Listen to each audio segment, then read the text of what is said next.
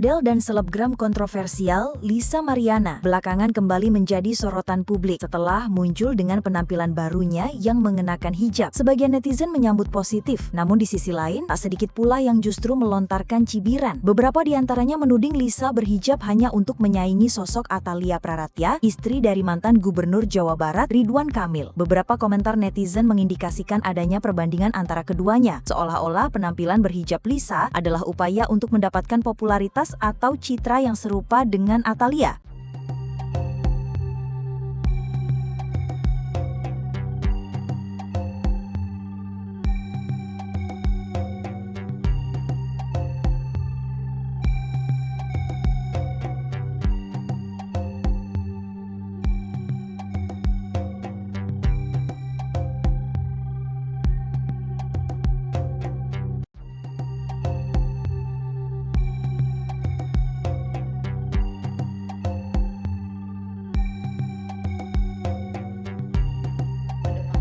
Ya maunya sih ya, kalau emang harus di dunia entertain maunya ya berkarya.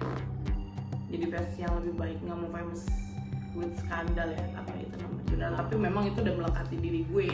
Ini sekarang nggak bakal hilang gitu sampai gue jadi nenek-nenek gitu ya. Udah terima aja. Cuma kan kita kan bisa memperbaikinya ya, orang Indonesia kan cepet lupa gitu. Menariknya, di tengah perbincangan hangat tersebut, nama Atalia Praratya juga sempat menjadi perbincangan terkait kehadirannya di acara ngunduh mantu Al-Ghazali dan Alisa Daguis. Atalia tampil dengan gaya berhijabnya yang khas, namun yang menjadi fokus sebagian netizen, dirinya tidak didampingi oleh sang suami. Hal tersebut kembali memicu spekulasi di kalangan publik bahwa RK memang sengaja tidak ingin muncul di muka umum karena tengah menghadapi berbagai kasus, termasuk dengan Lisa Mariana.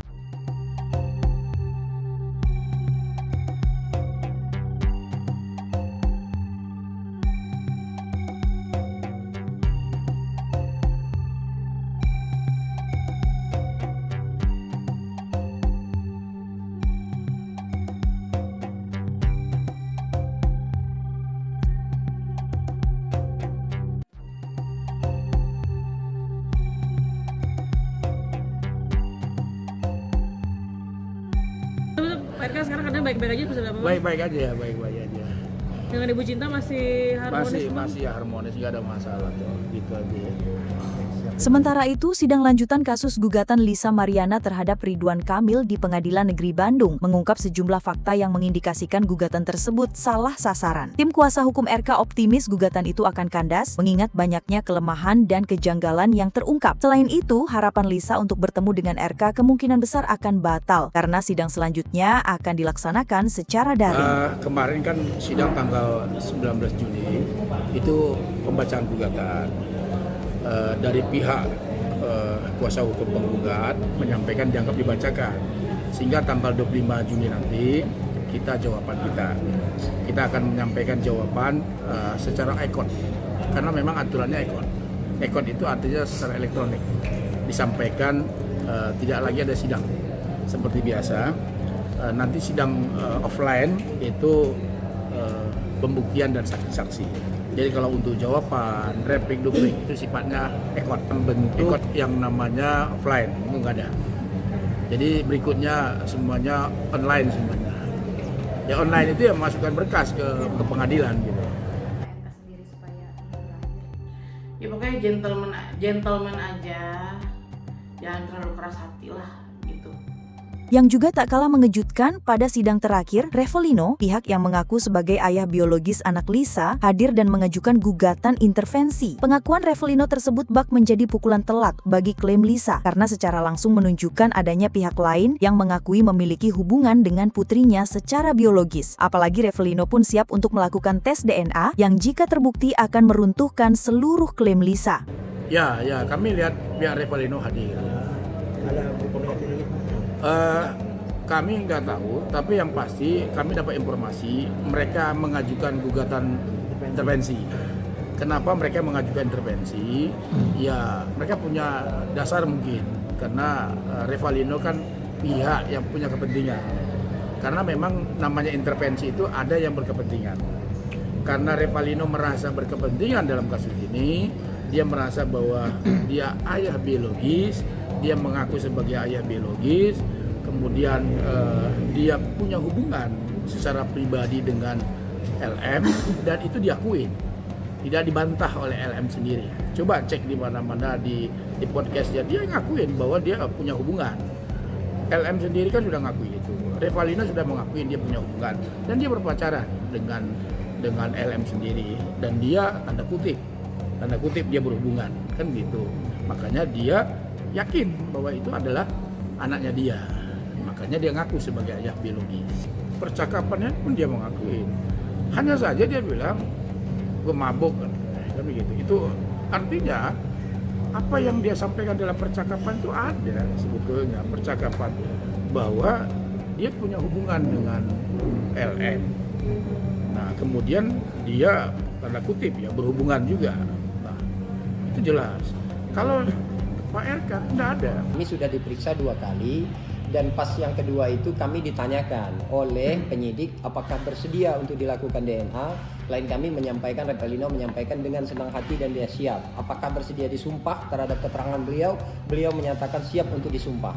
Nah artinya kaitan dengan laporan itu kewenangan daripada PH-nya Pak RK, Bang Muslim di sini untuk memfollow up sejauh mana dan sampai di mana proses hukum itu. Karena kan kami juga berharap proses ini cepat, biar terang lah, jangan terlalu berlarut-larut. Lebih lanjut, kuasa hukum Arka menegaskan bahwa gugatan Lisa seharusnya ditujukan kepada Revalino, bukan kepada kliennya. Menuntut ganti rugi material fantastis sebesar 16 miliar rupiah untuk biaya pemeliharaan anak yang dianggap sangat kontradiktif bahkan prematur, mengingat belum ada dasar yang kuat untuk mengaitkan RK sebagai ayah biologis dari anak Lisa tersebut.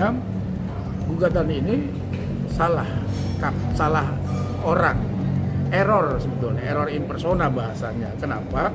Harusnya LM itu menggugatnya bukan RK. Kenapa? RK nggak punya hubungan apa-apa dengan dia. Yang ada dengan siapa? Dengan Revalino. Revalino sudah ngaku hubungan secara personal, dia ngaku bahwa dia punya hubungan.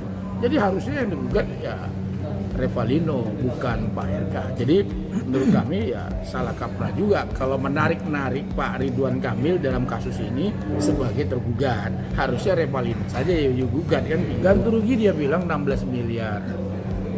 Ganti rugi material. Ganti rugi material dia sampaikan terkait dengan pemeliharaan anak, jaminan anak, sekolah dan segala macam. Harusnya yang nama material itu jelas, ada instansinya, ada. Ini kan tidak, jaminan pemeliharaan anak sekian, totalnya 6,5 miliar. Dan di situ dia sampaikan bahwa jelas ini anak, hubungan antara RK dengan LM sehingga dia minta jaminan pemeliharaan anak. Pertanyaannya, sudah ada tes DNA atau belum? Kejanggalan lain muncul dari bukti percakapan yang menunjukkan Lisa diduga hamil 16 minggu pada 25 Agustus. Perhitungan mundur mengindikasikan kehamilan terjadi sekitar bulan Mei. Tentu sangat kontradiktif dengan pengakuan Lisa yang baru bertemu RK pada 3 Juni. Data medis berdasarkan tanggal lahir anak juga menguatkan bahwa pembuahan terjadi di bulan Mei, jauh sebelum klaim pertemuan Lisa dengan RK. Lantas, benarkah hal tersebut membuat Lisa kini ketar-ketir karena terancam menjadi tersangka oleh laporan pidana yang dilayangkan RK? Bakal tersangka nih. Ya, Karena soal tersangka kami belum dapat informasi karena itu kewenangan Barreskrim. Tetapi kalau dia diperiksa udah pasti. Kapan itu ya kita belum tahu, tapi ya pasti waktunya adalah. Karena Pak RK sendiri kan sudah diperiksa 3 kali, Bos.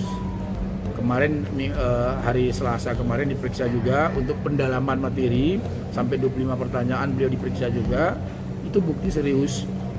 Karena ada beberapa yang harus diperiksa, termasuk suara, voice dari Pak RK. Kan ada yang narasi-narasi yang beredar di media sosial itu juga bagian dari pemeriksaan ya penyidik. Apakah itu betul atau tidak? Ya, kalau positifnya jadi banyak belajar. Aku harus bagaimana gitu kan. Tapi lelah gitu sebenarnya dengan adanya yang kayak begini-gini sebenarnya. Setiap hari tuh aku di rumah jaga anak. Tapi kan sekarang harusnya kayak pergi gitu kan, menghadiri sidang gitu. Aku tuh family person banget, emang orangnya anaknya di rumah gitu loh, jaga anak. Bagaimana sih kayak ibu-ibu pada umumnya lah gitu. Justru kami punya bukti secara fakta melalui percakapan LM dengan seseorang yang kami tidak sebutkan seseorang siapa. Di dalam percakapan tersebut disebutkan bahwa dia hamil 16 minggu. percakapan itu di bulan Agustus. Percakapan itu di bulan Agustus, di tanggal 25 Agustus. Jika ditarik ke belakang di tanggal 25 Agustus, dari tanggal 25 Agustus percakapan tersebut 16 minggu ke belakang, itu bulan Mei. Bulan Mei. Artinya dia hamil itu dugaan kita bulan Mei. Sementara dia bilang dia ketemu dengan Pak RK di tanggal 3 Juni di Hotel Widam, katanya begitu ketemu. Nah, kan nggak matching. Ini selaras dengan saksi yang kami temukan juga bahwa dari sisi ilmu kedokteran, kalau dia tanggal 22 Januari melahirkan dengan 36 minggu, dari ke belakang juga itu bulan Mei juga.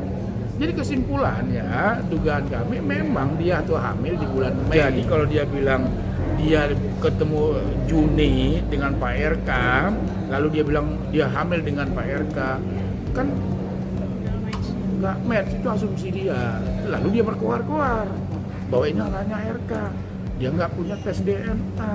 Kan minimal dia punya data dulu, data tes DNA, lalu dia bicara ini loh anak lo. Nah, ini loh tes DNA-nya.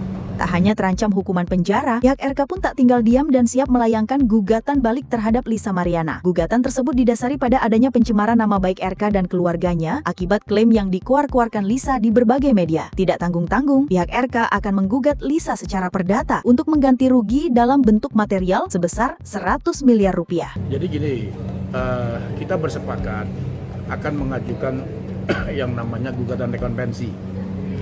Gugatan rekonvensi itu gugatan balik kepada LN. Kenapa gugat balik? Justru alasannya ini yang benar.